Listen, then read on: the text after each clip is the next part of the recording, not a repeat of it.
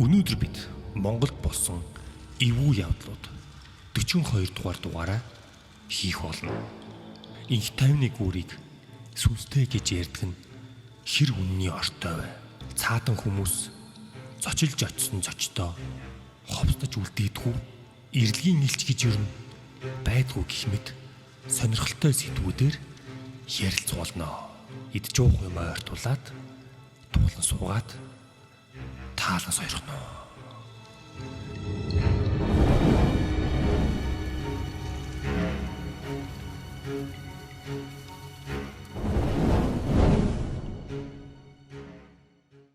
За бидний эхний ярилцах сэдв бол маш сонирхолтой. Юу вэ гэхээр цаатангуудын талаар байгаа. Цаатан гэж ямар хүмүүс байдаг вэ гэхээр ер нь голдуу хөвсгөл аймагт оршин суудаг. Одоо цаа буг маллаж аж амьдралаа болгодог тийм хүмүүс байдаг. Ер нь соёл нь маш сонирхолтой харж байгаа. Ер нь ингээд YouTube дээр ч гэсэн харах юм бол аюу сонирхолтой. Modern world, but their traditional way of life is being threatened. Бугаа унаал ингээд бугаа маллал харж байгаа. Тавх шималын орн ингээд бугнууд байж идэг. Сонирхолтой. But for Maksa and Uche, the summer is going. Тэг амьдардаг оромж нь бас ийм гурвалжин хэлбэртэй. Монгол гэрээс бас арай өөр уур амьсгалаа тохирсон ийм оромж байдаг. Тэг өөрний соёлын онцлог нь юу вэ гэхээр хөвсгөлийн бөө гэж та хэд сонсч ирсэн баг. Цаадангуудад бол бөө хүмүүс аягүй ихтэй. Би ер нь бол хүсээгүй цаадангууд дээр очиж нэг өдөр бичлэг хийн гэж боддог. Тэгээд би бидэнд тохиолдсон явдлууд дээрс явж байгаа нэг сонирхолтой нийтлэл харсан. Тэр нь болохоор юу вэ гэхээр яг одоо бид нар харж байна. Хөвсгөлийн цаатнууд зочилж очисон хүнийг үлдээхийг хүсвэл үлдээчихдэг гэх юм байна лээ. Үнэн болов уу? Үнэн бол бас л аимшигт явдал үстэй гэж тэгэл оруулсан. Тэгээд яг энэ талаар би сонсч ирсэн л та ер нь бол ингээд өөртөө бөө ихтэй учраас шууд ингээд өссөн хүнээ баг ямар нэг одоо ингээд хүчээр ингээд үлдээчдэг гэдэг. Тэгээд ингээд очисон хүмүүс ингээд санаандгүй ингээд би үлдлээ гэдэг ч юм уу те. Иймэрхүү цуу яриа бол байдаг. Энийг яг цуу яриа юм уу, үнэн худлаа юм уу гэдэг ёстой мэдхгүй. Ээж маань хөвсгөлийн хүн болохоор нутгаа их ярина. Нэг өдөр цаадангуудын талаар маш тодорхой зүйл ярьсан нь энэ ховсын талаар. Хамаагүй тархад хүнтэй хэрэлдэж, маргалдаж, уулзаж болохгүй. Хүссэн хүнээ ховстоод аваад үлдчихдэг. Хэрүүл маргаан хийсэн хүнээ айхтар хараад гэж хэлж байсан. Мөн бөө нар нь айхтар хүчтэй байдаг гэдэг юм билээ. Ээжээ маань найзын нөхрийг тархад хүүхэн нутагтаа ховстоод аваад үлдчихсэн. Гэртээ эргээд ирсэн ч тогтож 10 хонохгүй буцаад л тайг руу явчихдаг гэж байсан. Одоо бүр гэр бүл дээр ирэхээ байсан гинлээ. Харж байгаа ер нь бол эвгүй. Хөвсгөл орвол нүрэ будахгүй л явахаас гинэ. За ямар ч нөгөө хувцас өмсчл явахгүй юм биш үү. Guys, элдэн маяггүй охин байна гэд аваад үлдчихвэл яа гинэ. Ёстой нүр мөрөж будахгүй, элдэн маяг байхгүй, өөрийнхөөрөө эмхтэй байна шүү. Нутагтаа авч үлдлээ. Ёстой тайх царайтай байна гэд бүр үлдэн шүү гинэ. Би бүр тайгах. Гэхдээ тийм зүйл байхгүй. Зүгээр л тэр байгаль дурлаад энгийн зүйл хүсээд л үлддэг шүү дээ. Цайнд хужир хийж өгдөг, хужирт дурлаад үлддэг байхаа гэж байна. Гэхдээ ер нь бол бас үнний ортой шүү. Одоо ингээл хотын амьдрал ямар стресстэй байгаа талаар бид нар ярьдаг те. Хотын амьдрал стресс өдөржин түгжиж бөөн зээл төлөхөд зовж байгаа л шууд тайг руу яваал, хөвсгөл рүү яваал хинч өрнөхгүй. Яг л байгальтаа буг хараал, буг унаал тэгэл ингээд нэг гоё агааш. Яг байгаль соёлд нь татгдсан хүмүүс бас үлдэж магадгүй. Тэрийг нас ингээд хүмүүс амаасаа дамжихтаа наад бол чинь шууд ингээд ховстоод үлдээчдэг гэж бас цуу яриа гарсан ч юм билүү те.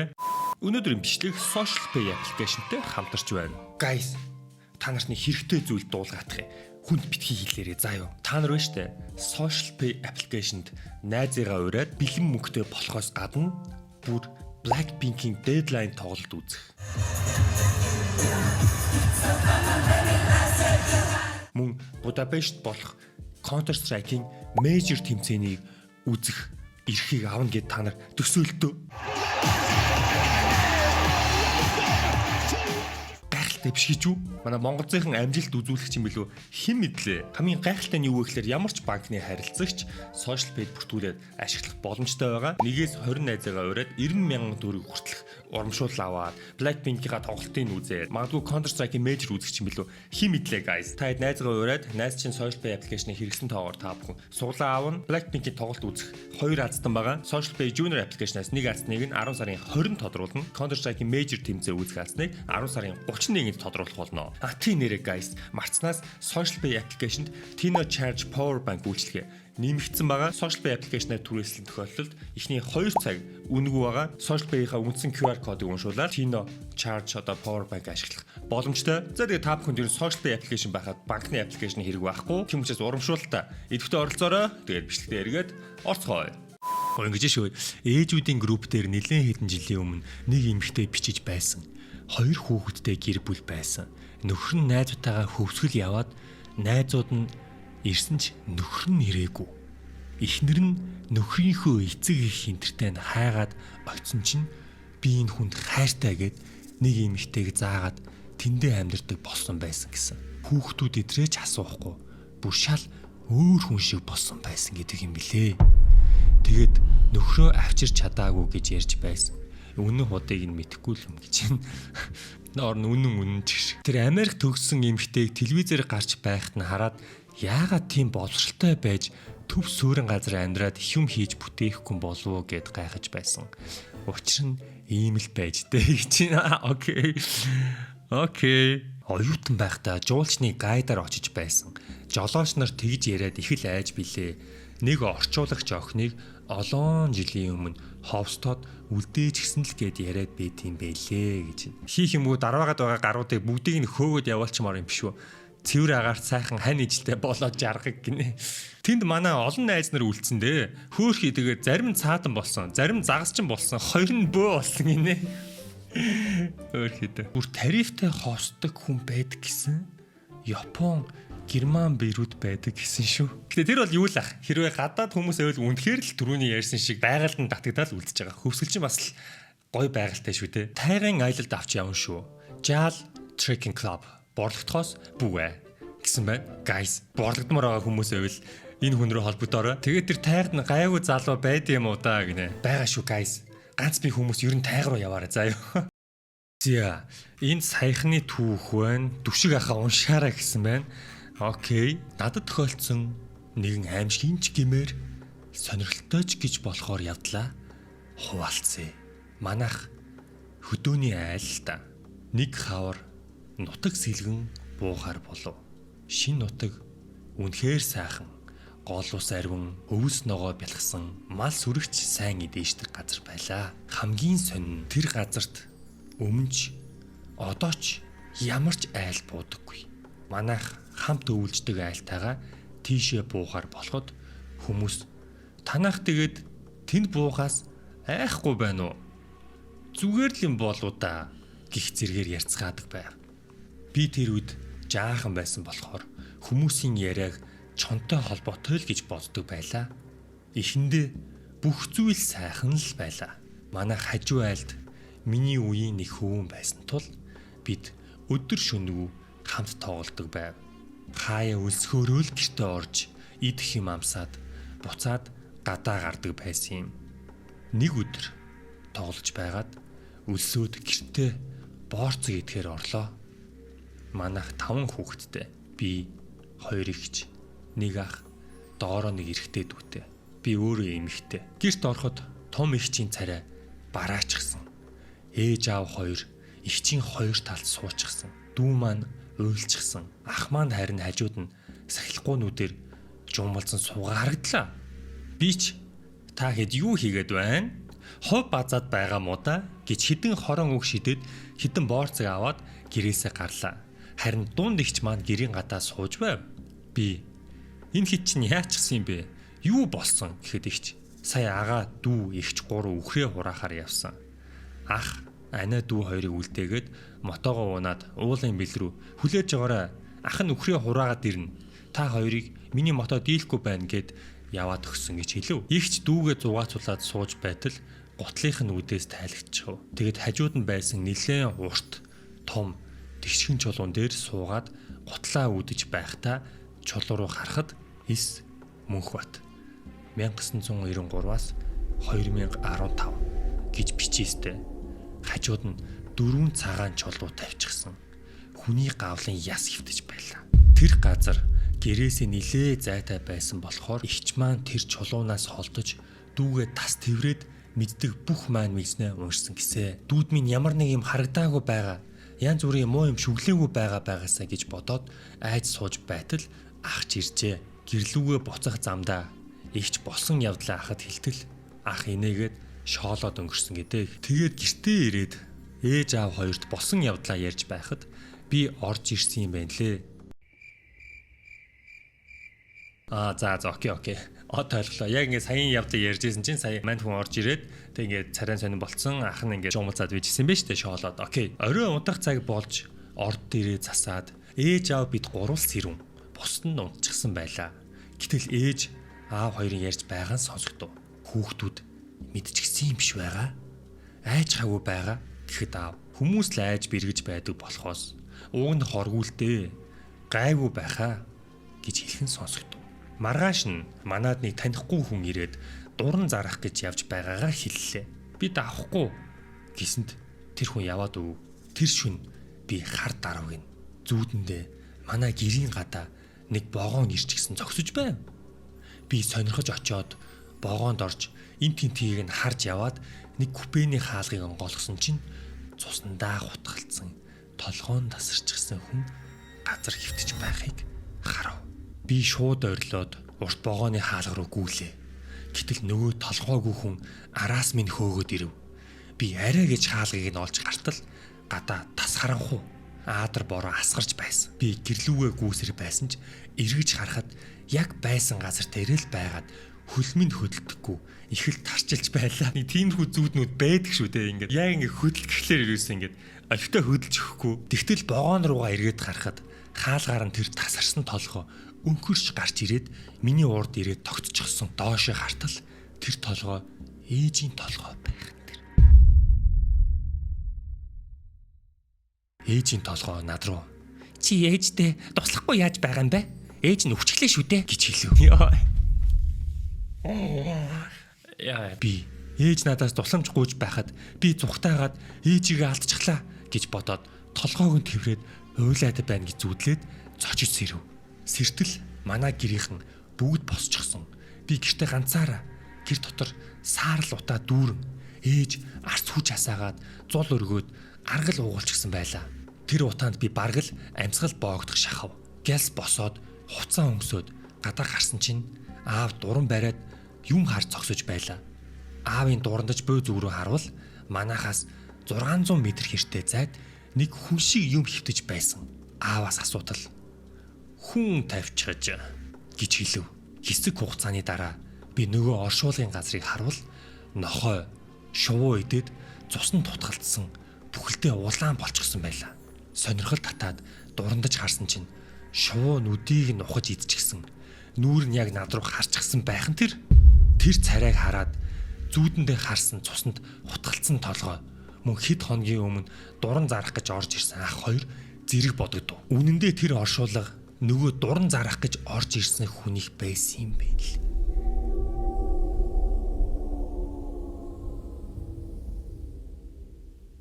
Тэр ямар учиртай дуран зарах гэж орж ирээд дараа нь асварсан эсвэл асварсан хүний сүнс байсан юм бол юу болоод яачаа вэ? Жаахан хүүхэд байсан болохоор тэр үедээ жаахан сонирн болоод л өнгөрсөн. Энэ явдлаас хэд хоногийн дараа ээжээс бусд нь түлээгээ бэлтгэхээр гэрийнхээ артлын мод руу орлоо. Түлээгээ бэлдээд буцах болоход портроо унаад бид гэрлүүгээ алхав. Би ингэр хидрээд гүйж явж байгаад нэг том цагаан юмд бүдрээд унчих. Босоод гартал гавлын ястай нүүр тулган тэр. Хүүхэд болохоош тэр их айгаагүйч сонирхож харсаар л явсан. Гэртээ ирээд ээжид нөгөө зүүдээ бас гавлын яс нөгөө хүний оршуулгын талаар ярьтал ээж маань амар уурлаад "Чи яах гэж тэр муухай юмыг харж байгаа юм бэ? Тэнэг юм уу? Янз бүрийн болвол яах юм?" гэд их л зэмлэж билээ. Удахгүй бид тэр газраас нүүсэн. Лам дээр ч очсон. Лам хэлэхдээ хүн л тавьдаг болчихсон болохоос үнэндээ их сайхан нутаг байна. Яах ч вэ? Битгий. Хинт ч гим хооргүй юм байна. Харин танаа хүүхэд чинь урд наснда их том зайран байж Тэр зүүдэндээ хүний үхлийг харсан байна. Хөөхий залуу хүнд алуулчихсан юм байна. Тэрийг л зүүд болгож харсан юм байна. Зүгээрээ аюулгүй гэж хэлж билээ. Яг л нөгөө үхлийн тойрог гэдэг кино шиг.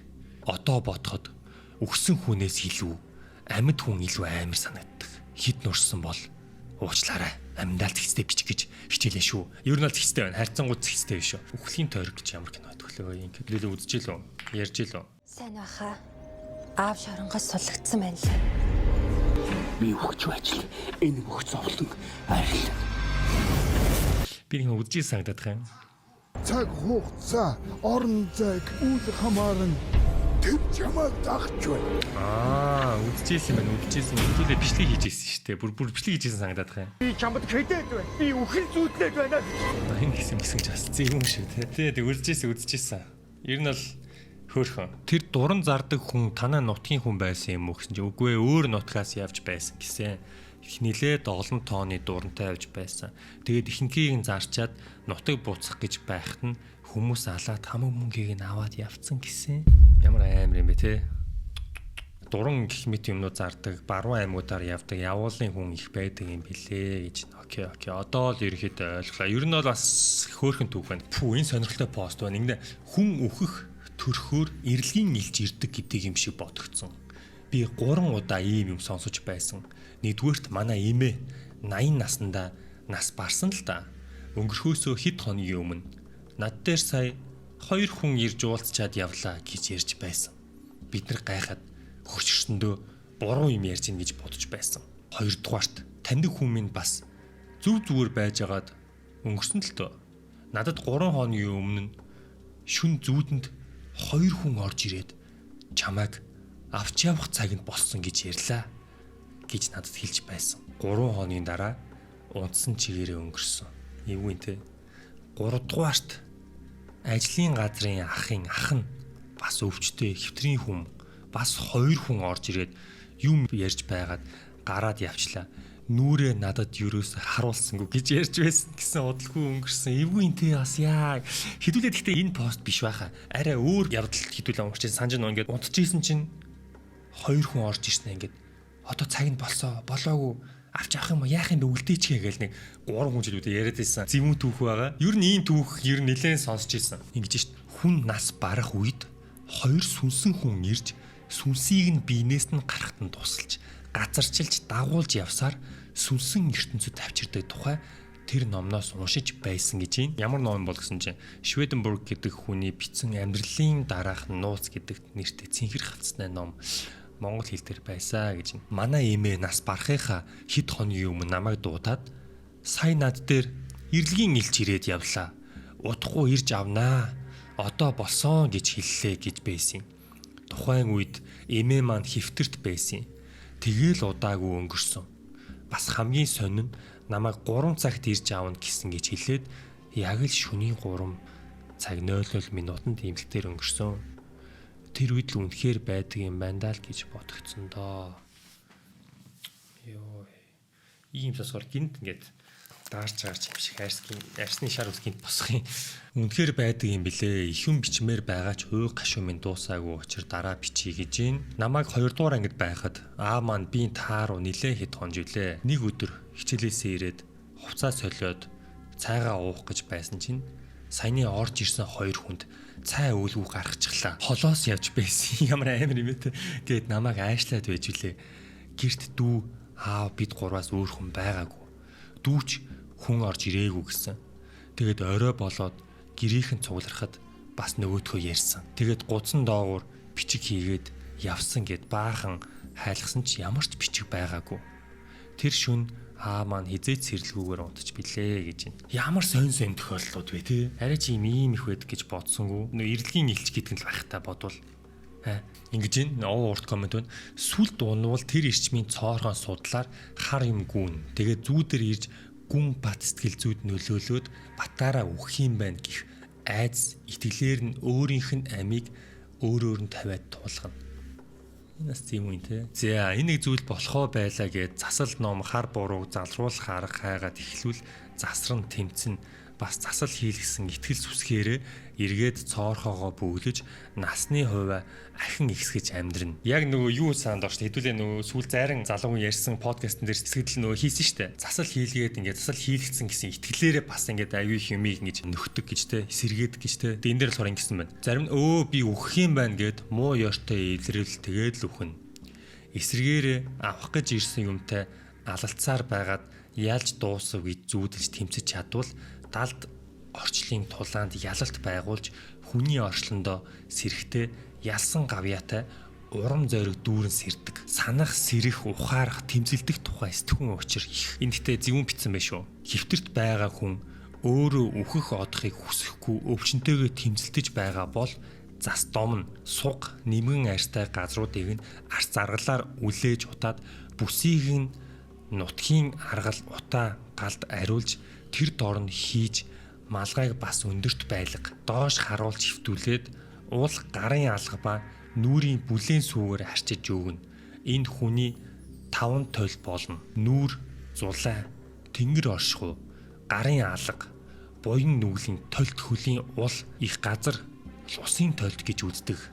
Ингэхээр өнөө хүн маань хар дарж айхаа болж тайван унтаж амарч зүүдэн өөдөө өгсөж сэтгэл сэргэж амралт авч эхэлнэ. Удаан хэвтэрт байсан хүний эрчим ихээр унаж өөрийгөө зүхэж үр хүүгд ах トゥ ханаа зовоолоо гэж чимээхэн дотроо гутарсан байдаг тул далдын хорлолт сэлхүүцэх сүнсэн биетүүд тэр симпигээр салхимит сийгэж зүүдээр нь оролдож ядарсан сүнсээр дайжин хийж ирлэг тамийн дүрээр элдв гуйлахчин ба эрт додсон ахан дүү ээж аавын дүрт хувиран зовоож чирч гулдарч авч явах гэж ирлээ хэмээн савлуулдаг тул ийм зүйл дээр сэргээх засал эрчим бүтэн байх тал дээр анхаарвал хурдан тэнхэл авдаг юм аа гэж байна. Би нэг нилээн хүндхэн аваарт ороод дотны хүндхэн аваарт ороод ингээд сэхэнд байхад nooш ингээд эдгснийх дараа нь бас уулж ирсэн баггүй юу.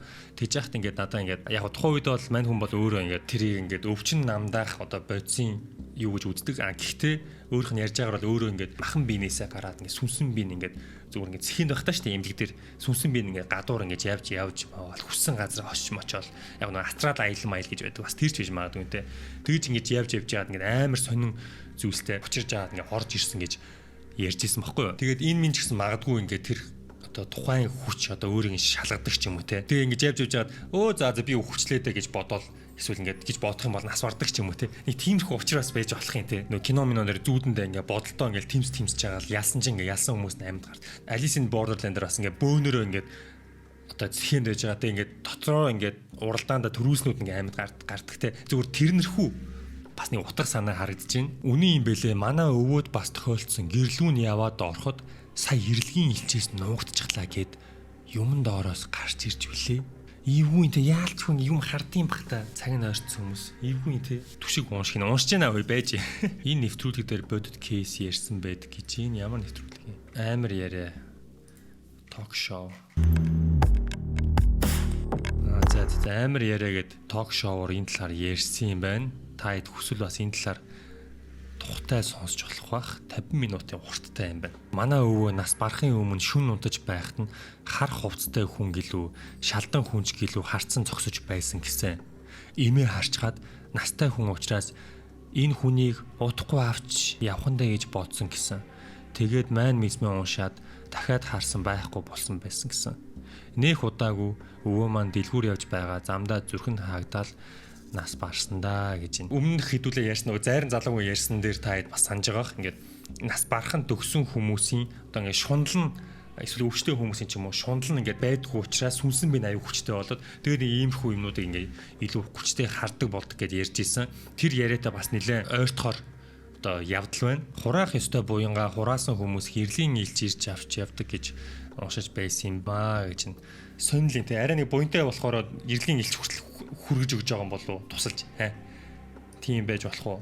Иргэлийн илч бол хүнийг алах биш замчилж сүнсэн ертөнцид аваач өгдөг гэж сонсож байсан юм байна. Надад бараг 6 жилийн өмнө тийм тохиолдсон. Өдөр унтаж байхад 2 хүн хөл доор суучгаад босоод ир явъя гэд би ч хөдөлж чадахгүй их айж үлээ. Тэгэл бодлоороо яриад хаашаа явах юм хүмүүс вэ гэсэн чинь зүгээрээ босоод ирээгээл тэр яг сүнсэнд л даруулсан байх. Хэрвээ эрэлгийн элчин байсан бол өдөд өгцөн байсан байх юм шүү гэж. Энд гэхдээ хамгийн сонирхолтой нь юу хараа? Ийм их бос явдлууд байгаа байхгүй юу? Хараа. Эдгээр ингэ дуусахгүй. Хараа. Ийм их 235 коммент яг ингээд ижлэхэн нэг 2 хүн нас барахын өмнө ингээд яриад байсан, орж ирээд явъя гэдээсэн. Энэ бол бас нэг учир байгаа л бидний ойлгохгүй нэг зүйл байна уу? Зүгээрс нэг хүмүүс нэг юм ижлэх юм бас ярихгүй штэ. Тэ?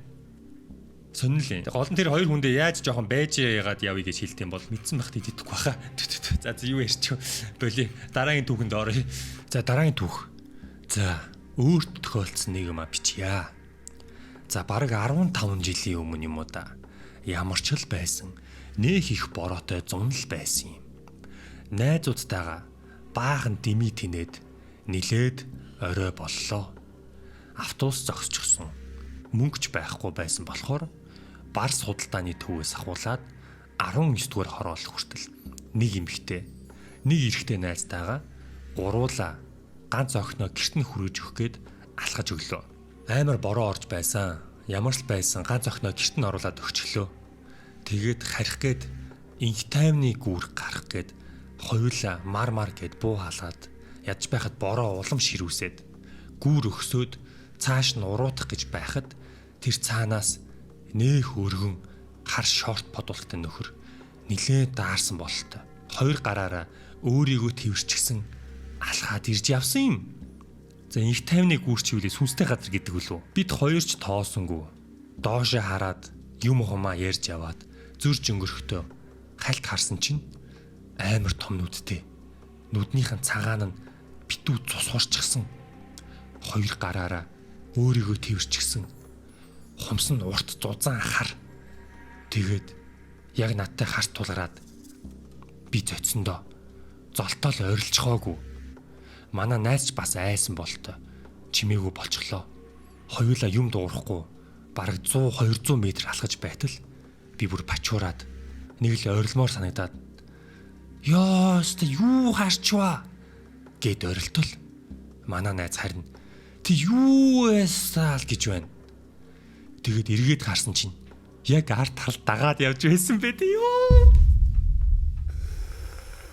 Бас л нөгөө том улаан нүд надтай харц мөргөлдөөд шууд л эргэж хараад хар хурдаараа гүйсэн. Цэцэг төв өнгөрөөд гүүж байхдаа 2 тэнэг гар инээж минэц юу вэ сүнсүү гэд нэгнээс асууж масуугаад сүнс байсан уу хүн байсан уу мэдэхгүй. Гэтэ тийм заваа зузаан хар хумстай хүнч гэж бас юу байх вэ? Тэгээд инх таймны гүүрийг хүмүүс хоосонгүй гэдэг юм байлээ. Одоо болтол сүнс байсан юм болов уу? Хүн байсан юм болов уу гэж бодогддог. Хэвээ амар зэвүүн түүх байна. Яг энэ хэсэг дээр юу харчваа ёо хэвээ байжсэн чинь яг арталт нь ингээ дагаад явж идэг аа. Зэвүүн түүх шүү. Энэ бол хэвээ зэвүүн түүх шүү. Яг тийм. Гэтэ инх таймны гүүрийг сүнстэй гэж би нөгөө Франц дахтай бичлэг хийжсэн шүү дээ. Тэгээд ирээд сайн инх таймны гүүрэн дээр явсан чинь бас инх таймны гүүр чинь бас их сонин бүтцтэй юм билээ шүү дээ бас. Тэгээ би инх таймны гүүрээр саяхан хажуугаар явж байхдаа би анзаарсан байхгүй. Энэ дотроо ингээд ийм нэг өрөө заалнуудтай юм шиг байгаа. Тэгээ ингээд цонхоор нарахлаар хав харахгүй. Зарим цонх нь ингээд хагарчихсан. Ер нь жоохон эвгүй. Тэгээ зүгээр ингээд сүнс байд гэхлээр энэ дотор нэг юм болж исэн ч юм уу. Нэг л цаанаа л эвгүй юм бэлээ. Ер нь бол эвгүй юм бэлээ. Тэгээ таны гүрч бас олон жил болж байгаа шүү дээ. Энд чинь хэдэн оноос юм те. Тэгээ энэ чинь ингээд 1 2 3 4 энэ дотроо юм том жижигхэн заал өрөөтэй юм шиг. Тэгээ ингээд цонхоор нь харахад нэг л эвгүй байсан. Гэтэ гүүр жоохон эвгүй санагддээ ш мэдгүй. Сэтгэл даагаад ч юм уу дулааханд алхаад явж гин тэр үед гинэт хойноос хүй даагаад араас нэрээр дуудаад байгаа юм шиг сонсогддог. Тэгвэл эргэж харж болохгүй гэдэг юм байлээ дээ. Заримдаа хий юм сонсохлоор ядаргаанаас үүдэлтэй гэдэг болохоор тэр үедээ нэг их тоодгүй яваад өдөгдөө гэж байна. Шөнийн дээр нар бас инх таймны гүүрэн дээрээс болсон явдлууд ганц хоёр нь орж исэн санагдаж тухайд намайг жоохон бахад хэдүүлээ ер нь сайн ийшээ зүгээр цонхоор нь камерд яаж бичлэг хийх одоо Монголд байгаа юм чи. Яа тийм бол зүрх хаагч тийм болов. Одоо энэ цонхоор л гэсэн үстэй те. Тэгээ хараа ингээ ярьж дуусаагүй байхад ингээд инх таймны гүүрнээр ер нь аяг их аваар осол болдог. Тэгээ хүмүүс нэлээд асуурж ийсэн ер нь бол түүхэд байдаг. Яг олон жил болсон болохоор ч бас тэр байх л та. Гэтэ тийгүү. Гэтэл ер нь эвгүй шүү. Түүжирчвэл бүр эвгүй түүжирнэ. За энд хүнтэй өөртөө тохиолдсон явдал байна. 2004 онд байхаа. 1-р хороололд төдгөр байрны төдгөр орсны 7 давхарт амьдардаг байлаа. Нэг орой хороолох аваар л байх. Шоовдож яваад шүн гэртээ ирэхэд манай огшны жижүүр шүн хаалга төгсчихдэг байсан юм. Амар жижүүр бай тээ. Гэтэ ер нь бол тиймэрхүү байсан шүү дээ. Догшиж онгоодод байсан санагдах нөгөө согтун хүмүүс ороод унцдаг байсан болохоор огшны хаалга догшоод дотроос жижүүр ихч хитэн тоот вэ гэхээр тэд гээд онгоолгож лифт зогсчихсон 7 давхар руу шатаар алхаж явсан юм. Ядаж байха тэр жижүүр ихч шүнч болоод тэрүү нүмгэн халаад нөмөрчихсөн үс мөсөн арзайлтай дандаа оройтдог энтергээд загнаад л өрөөрөөгөө орж би дээшээ уучлаарай гэж шатаар алхаж явж байхдаа 5 давхарт ирээд хальт амраад тамхи асаагаад дөнгөж ганц 2 сороод шатан дээр сууж байсан. Дээд 6 давхараас жижүүр ихч илгээ өвчихсэн. Цагаан цайвар нүмгэн халаад ч юм уу палаач ч юм уу өмсчихсэн. Сэсгэр үстэй яагаад наанаас суугаад байгаа юм гэдэл загнаад дуун цууратаад буугаад ирсэн. Би ч ихч за уучлаарай гэд босч тамхиа унтраагаад зөрөөд дээшээ гэрлүүг орсон. Орондоо ороод хөвтөж байхдаа гинэт "Ест, лифт байхгүй доор хаалга онгоолгож өгсөн шít" гэж бодоод хэсэг гайхаж байсан. Яа. Лифтгүй газар нэр яаж жижүүр чин дээрээс чи ирэх юм бэ өгшөө? Сүүл дараа нь нохой маань гинэт давхрын пүнкер рүү байн хуцдаг болсон. Шүн гэртээ байхдаа ч хаяа гинэт хуцаад ярдгалаад байдаг болсон доо. Ёстой юу ч байсан юм чөтгөр бүүмэд яалчгүй лифт зогсчихсон. Хажуугаар хинч зөрөөгөө байхад дээд давхраас илгээ өвхэд л буугаад ирсэн юм да гэж. Йоо палааштай сэсгэр яг жинхэнэ хүнсний хажуугаар л өнгөрчтэй. Даварсан жижүүрвэ дураараа байр төгжээл загнаал. Ер нь бол тухайн үеийн жижүүр чи хамгийн даам хүмүүс байсан шүү дээ. Та нар мэдэхгүй байна. Тухайн үеийн жижүүр бол хамгийн даам хүмүүс байсан. Өссөн хүнээ загнаа. Чи одоо яагаад оройтсан? Өнөөдөр юу хийж байгаад ийм оройтоо гэж ярина. Амьдрал ярина. Хин нь орох орохгүй шийднэ. Ер нь бол бас гоё штэ. Аль нь жинхэнэ хүн байсан юм болоо гинэ. Ер нь жижүүрэн ч гэсэн жинхэнэ хүн байсан уу яг?